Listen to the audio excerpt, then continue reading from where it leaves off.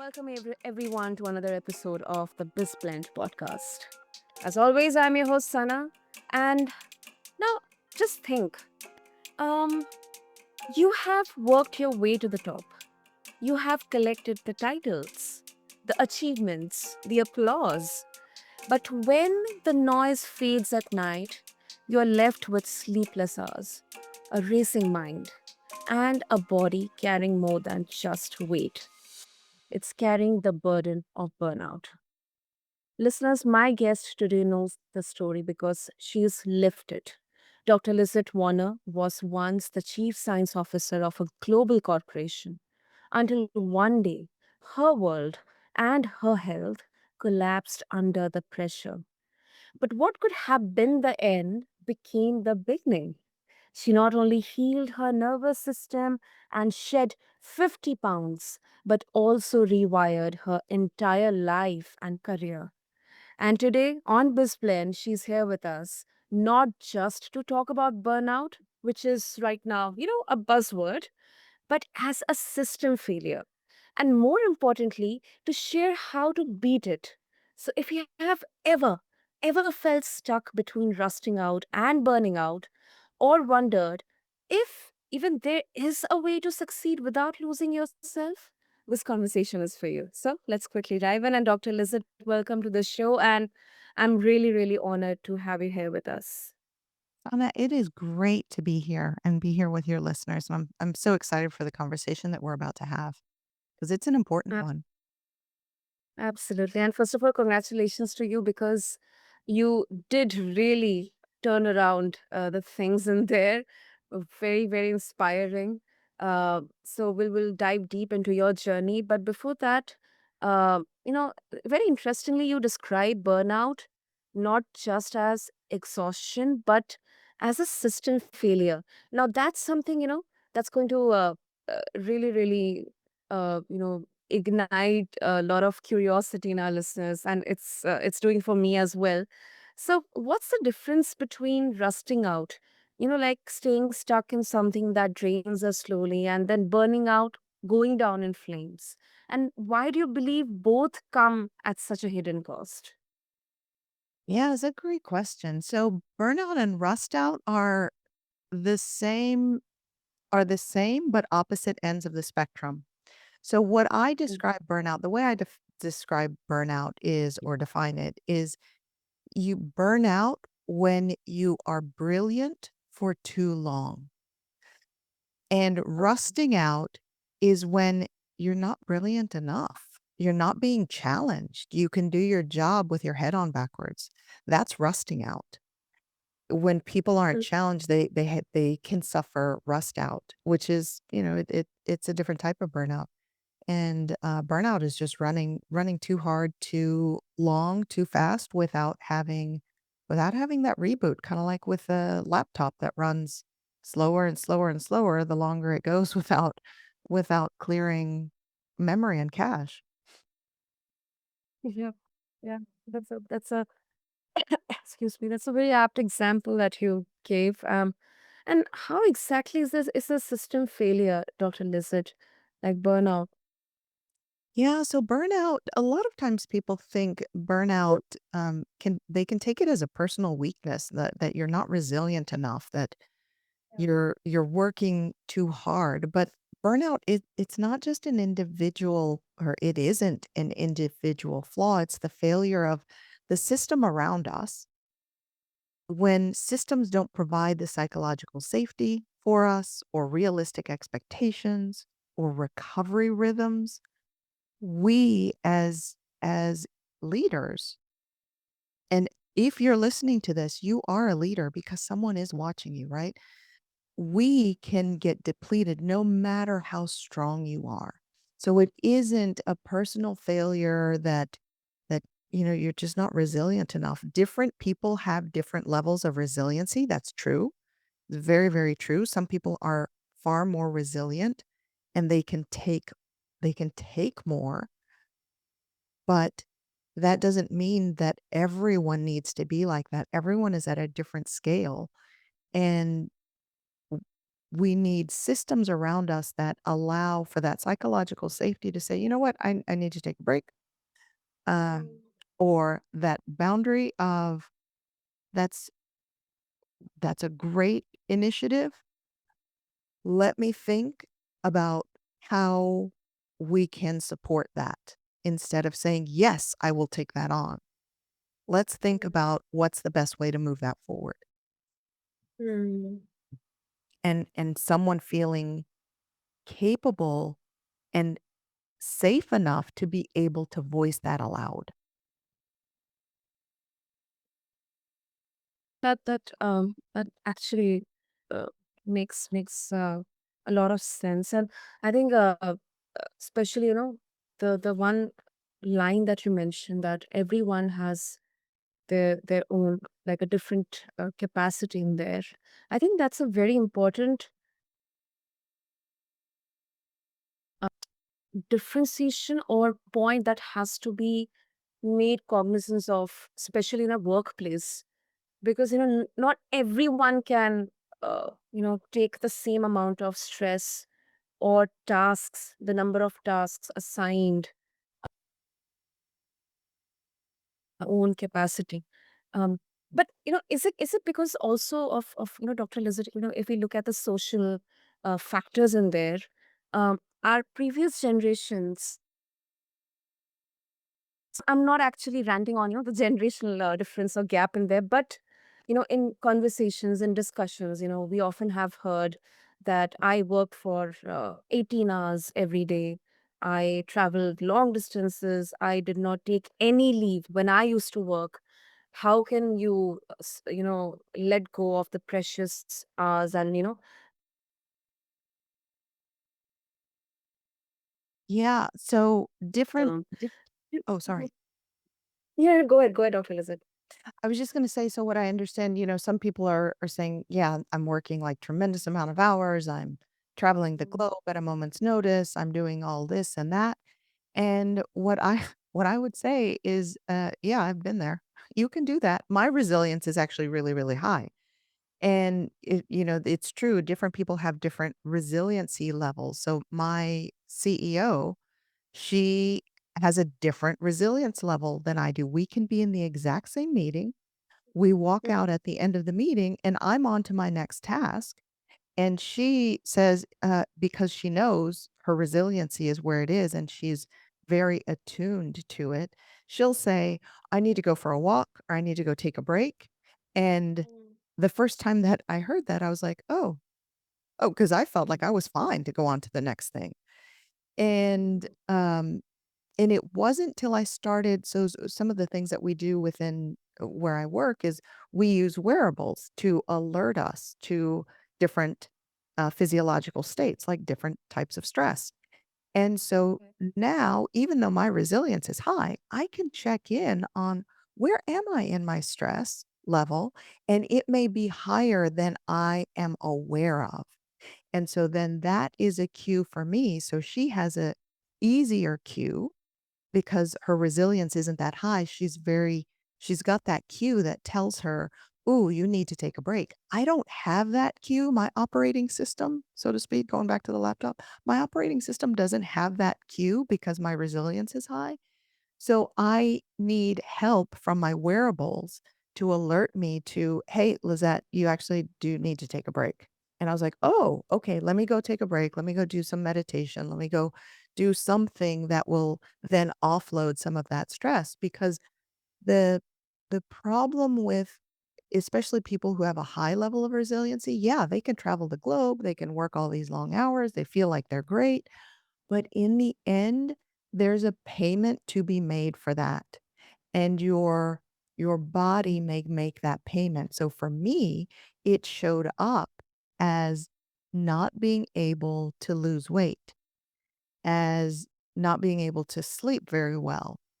And I was struggling so hard with losing weight, and I had a exercise coach, I was going to the gym, I had a diet coach, I had all of these things, and everything that we did, I'd lose maybe a few pounds, but nothing would stick, and I was working so hard to try and lose the weight, but the problem was is it was deeply tied to my nervous system and my level of stress. And yes, my resiliency was high, but my body was holding on to that weight because of this stress. And so what I would say to those people who are, yeah, working long hours, that there's a payment to be made and have no doubt it will be made. It's just a matter of time of when that will show up in terms of heart disease, diabetes, um, high blood pressure, any number of diseases that will pop up eventually in someone's life. Mm, it was Dr. Lizette. And as you mentioned about nervous system, and before that, I think a lot of us right now who are here, we know the feeling of being stuck. Like we are moving, but we're not really going anywhere. But the way you break down um, rusting out versus burning out, um, along with your journey, it makes it sound like two sides of the same coin. Mm. Um, so with that, let's bring the nervous system into this. You mentioned about it. So let's talk about healing the nervous system. Now, you talk about stress as something wired deep into our nervous system, not just a bad day at work, which is once again a very interesting point, Dr. Lissett. So, can you break down how leaders can practically rewire their nervous system so that they're not surviving stress, but they're actually changing how it manifests in their body? Yeah, that's a beautiful, beautiful question. Um, and how leaders can rewire their nervous system starts with that story that I had already told you about my CEO and myself. So the first thing is awareness. Awareness of your, yeah, I'm going to keep going with this laptop situation, right? Of your current operating system. What is the status of your operating system? Because in reality, what happens is stress hijacks your clarity. Stress impairs your ability to make good decisions. And the problem is you think you're making really good decisions because your ability to make those decisions is already lowered. It's almost like you've been drinking and but you think you're fine. So that's one of the things. Stress really impacts your operating system, your nervous system. And the first thing that someone needs to do is before they rewire their nervous system is to bring in that awareness. We do it within TLC with some of the wearables and some of the assessments. So awareness is key, but without the wearables, let's say you don't have any of those wearables, the first thing I would say is start to track some of your signals. Are you having Oh, racing thoughts? How's your breathing? Just take a pulse check sometime during the day or during a meeting or before the meeting. What's my breath like? Or am I shallow breathing? Research has shown, Sana, that, and this is something we're not even aware of, when we're so focused working on chat GPT or working on a project or a presentation that we hold our breath, and that oh, has a huge impact. Yeah, we're holding our breath, and so that's that's not. building up muscle tension. Yeah. Mm, that's a very interesting insight actually. So holding our breath, as in we are like putting more stress on our body during those times. Yes. Hmm. And Yes. is it natural? Is it natural, like, or it's kind of in the system, or is it something our nervous system or the brain is doing, giving signal to kind of have a protection? Yeah, so when if you think back who we were as a people, thousands of years ago, we didn't have the screens, we didn't have the computers, we didn't have all of these sort of desk work that we do that we get sort of very focused on things. We were out hunting and gathering, and when we were doing those activities, we needed to be very focused. right? When in those short bursts of where we're trying to locate or get food for ourselves, we had to be very vigilant and very focused. And so Mm. it's natural to kind of hold your breath, let's say before you're trying to um, get get food, collect food for yourself, right? You're feeding the rest of your system so that you can be on high alert. The problem comes we stay on high alert because in thousands of years ago, we would have maybe done the activity and then we're done. We're back to, "Oh, okay. Now I gotta take the food back to the home. We gotta prepare it and feed the family," sort of thing. But now we're on edge all the time. And with all of the advances, all of the technological advances, they have been coming exponentially. We have been exponentially growing in terms of tech. If you think of AI, where was AI 5 years ago? Now everyone has it on their phone. It's almost indispensable. We can't operate without it. But even 5 years ago, it wasn't here like it is today. Our nervous system was not designed for exponential growth the way that the technology has been growing. Our nervous system was designed for expansion. You get to a state, right? You expand, you elevate, you expand, you elevate, you expand your nervous system, right? To take on that new thing. But now with all of the advances, our nervous system is like it it's overloaded, and we're not even giving our nervous system time to adjust to the growth.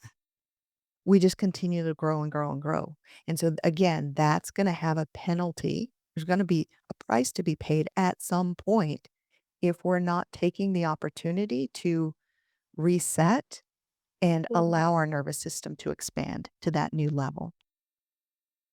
Yeah. Yes. And I really appreciate that you're making this very practical because honestly, stress it can really feel like intangible. Like it lives in the background, always there. The way you describe rewiring here, especially during these times, it makes it sound like something we can actually, I mean, there's still a silver lining in the cloud. There's still hope we can take control of, not just, kind of manage or cope with it. Yeah, we can. And so part of that, after awareness, comes regulation.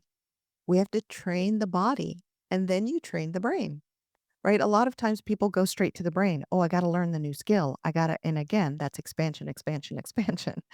Um, Mhm. so we need to regulate as part of that expansion. So you can't really think your way out of dysregulation or think your way out of stress. You have to regulate to the stress. So some core practical tools involve, and this one's kind of an advanced one. I know a lot of people put this what I'm about to say out there as like, "Oh, do this." But I'm going to tell you right now what I'm about to share with you is an advanced technique. So the advanced technique is breath work, right? And the reason it's an advanced technique is because a lot of people think like, "Oh, it's just I breathe. I breathe. What's the big deal about breathing?" But the breath work is hard for people to do and grasp, but your breath work has an immediate impact because it's directly connected to your nervous system, and you're able to switch states and be able to regulate yourself directly with the breath work. So, but it's an advanced technique. So this is something like uh, exhaling Mhm. longer than you inhale. It could also be box breathing, which is 4 breaths in, you hold for 4, you exhale for 4, you hold for 4. That's box breathing. You do that a few times. And what that does, it immediately impacts the vagus nerve. But another core practice, oddly enough, is humming. People who sing, again, it's because you're activating your vagus nerve. So Yep. singing your vocal cords activates that vagus nerve. So that's something else that people can do or hum. When my mom used to do housework. She would, Uh-huh. it's like, like humming Oh, all, songs, and that's something it's very love that. relaxing and it's grounding for you. So, that's one, but movement is also another one, right? So getting up and just shaking, even let's say I can't move from my desk because I'm in this meeting, but just shaking, um, maybe taking a few steps in place, getting some sort Mm. of movement into your body is also can be a grounding, Well, practice. yes. I love that, especially the humming one because I love to sing and I love to also listen to music. And oh my goodness, it's so calming. So calming, Dr. Lizard. So yeah, that I think the breath work, of course, golden and very simple yet deeply effective techniques you have shared. Um, and talking about your journey, Dr. Lizard, I mean, you have been very open about it, like struggling with sleepless nights, weight gain, and then you lost 50 pounds, and then you reclaimed your health. Um, can you share with us the breaking point, like what finally shifted things for you? Um, I started to say it aloud, and it was, "I can't keep doing this. I just Yeah. can't keep doing this." And in voicing that aloud, and it was, you know, at work, there were things that had gone on. I was kind of in grief and mourning because of, some things that had happened, as happens in everyone's workplace, right? There are things that we disagree that someone does in a higher, or the direction a company takes or whatever, and there's nothing, you feel helpless. You feel helpless to do anything about it, and it for me, it became that breaking point where it really had an impact on me, and I just kept telling myself, "I can't keep doing this." I didn't love what I was doing anymore, Mhm. and I, uh, broke away, right? And in that breaking away started my healing. Well, my healing journey had already started before then, because I was chasing, I was trying to chase my health. And what ended up happening is I got ahead of it and I started leading my health instead of chasing it. And the difference is I kept chasing all of the, ooh, let me get an aura ring, right? So I know that what's going on with my sleep. And eventually, Sana, it became a piece of jewelry. Like, yeah, it was kinda nice at the beginning, but it then just became a piece of jewelry and something that I kinda wore and forgot about. So I kept chasing all of these things of, "Oh, maybe I need to do this thing. Maybe I need to get a health coach. Maybe I need to get work with a personal trainer. Maybe I need to get, tested." And it wasn't until I had all of the assessments that we do within, trust and leadership. So, and we started teaching people how to actually use the Aura Ring, how to use it um, as a leadership input, almost like the assessments that we do. And instead of just taking it as a once and done, it is something that now I monitor monthly and now daily. I know what to look for. And because I know what to look for, I am now running experiments every single day of like, "Ooh, that worked. Ooh, that didn't work for me. Oh, look, let me see if I do this for another week." And so that's got a little bit how we work with our clients is let's experiment and see what's working for you. But before we do the experimentation, what we do is we do a very deep diagnosis. And so I think that was the turning point for me was getting that deep diagnosis and understanding that A, my hormones were off. And part of the reason that my hormones were off was because I had a lot of chronic stress in my body that one of our assessments told me. And so I had to do work to get that chronic stress out of me so that I could return back to kind of baseline. And then when my system felt safe, all of the sudden, Sana, I started Mm. dropping weight. And it's not that I dropped a ton of weight, because in actuality, it was still a struggle, right? I was losing, everyone else was like, "Oh, I'm losing like 10, 15, 20." Like they're losing a massive amount of weight. And I was very slowly. I was like the tortoise and the hare. I was just losing weight slowly because the 57 pounds has come off, but it's come off over a matter of 3 years. So it's been 3 Wow. years that I've been on that journey. And so it's just been this constant tweaking. And now I feel like, "Ooh, I've got the tweaking down." And so now I've got that steady progression of weight loss, and it's staying off, which is the beautiful part. Anytime I've ever lost weight before, I've lost it and then it comes right back on. But now I'm on this journey where not only am I losing it, but I am like my nervous system, right? We get people, we work a lot of times with people who are looking for promotion. And I often tell them, you know what? The promotion is the easy part. The hard part is regulating your nervous system to that new state and then getting Yeah. you to expand. And so that's kind of what I'm doing with my nervous system is I've gotten myself to this state where I'm losing weight and then my Mm. nervous system is resetting. And then I'm losing more weight and my nervous system is resetting to that new normal. Exactly. Exactly. That was such a beautiful explanation, Dr. Lizette. Especially first of all, you mentioned about that, um, you started with everything. You have had all the resources, um, but still the execution wasn't in there, and that's I think almost every one of us we struggle with. Um, Whenever we are prepared for a change, let's say if we want to um uh go for a healthy diet, we have got everything. We know what we wish to eat, coaches and dietitians and all that stuff, um healthy meals, cookbooks and everything, all the materials, but the execution kind of, is where it's a slippery slope. So I think that particular point you emphasized is a very crucial one.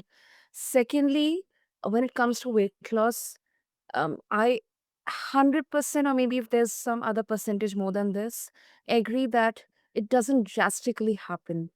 It doesn't happen drastically until and unless there's some kind of, artificial intervention in there, as we are seeing nowadays. But 3 years, you lost 57 pounds, and you are still in that process. I think, it's a brilliant example of how weight loss will take its time, but the results will be sustainable. It won't be that, you lost uh, 20 pounds within 3 months. And after that, in the next 3 months, you once again gain around 30 pounds. So the output is nothing. So I think that's a brilliant, brilliant example, Dr. Lizette. Really Yeah. Yeah. inspiring. Hopefully people learn from that because yeah, it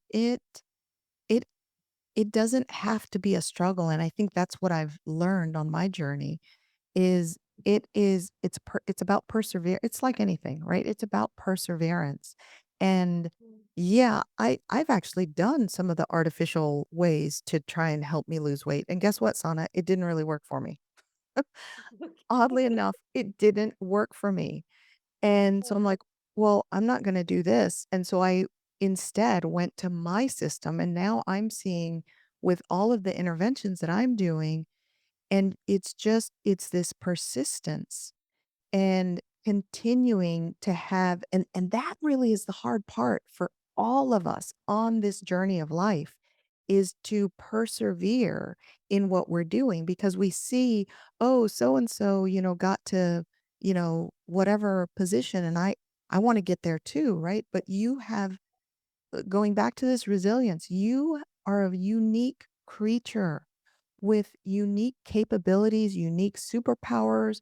And I think that the journey of life for all of us is to tune into who you are as a person and tune Mm. into what works for you.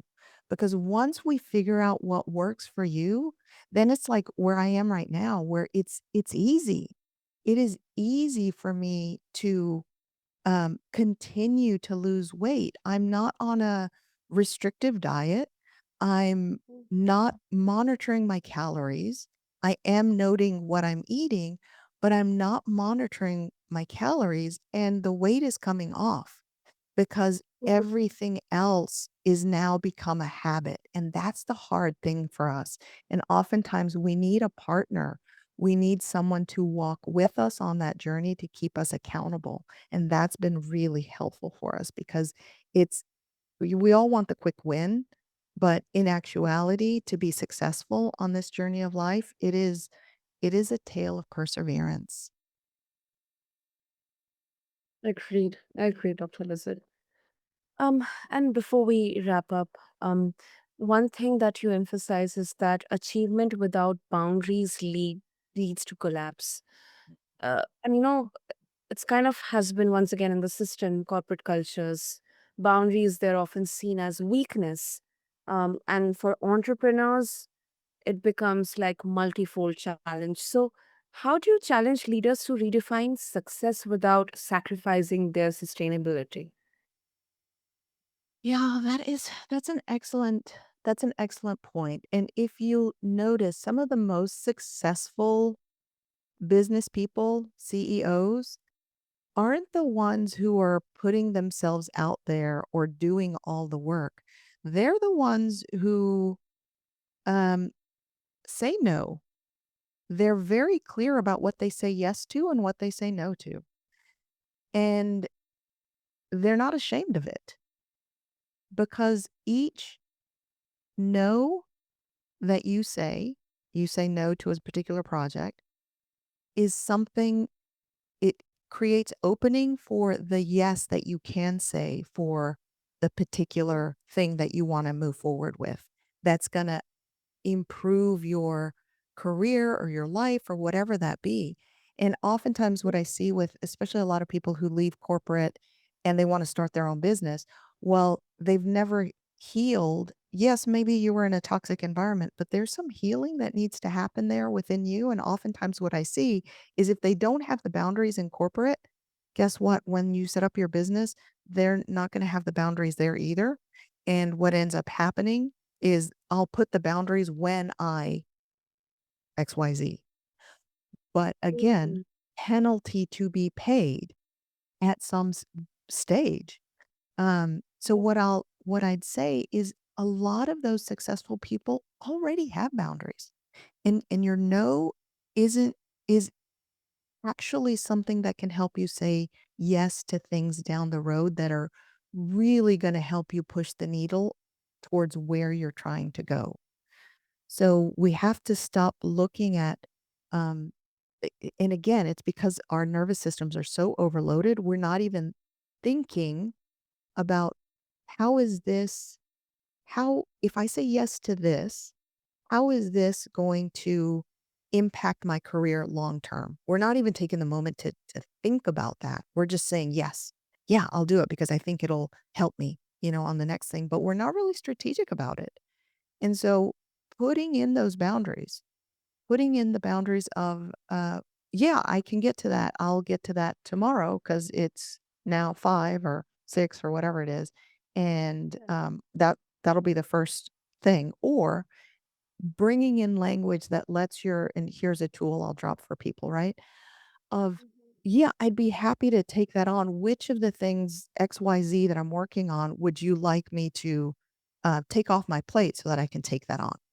Right? So if we take something on, we also take something off. Yeah. So it's tit for tat, right?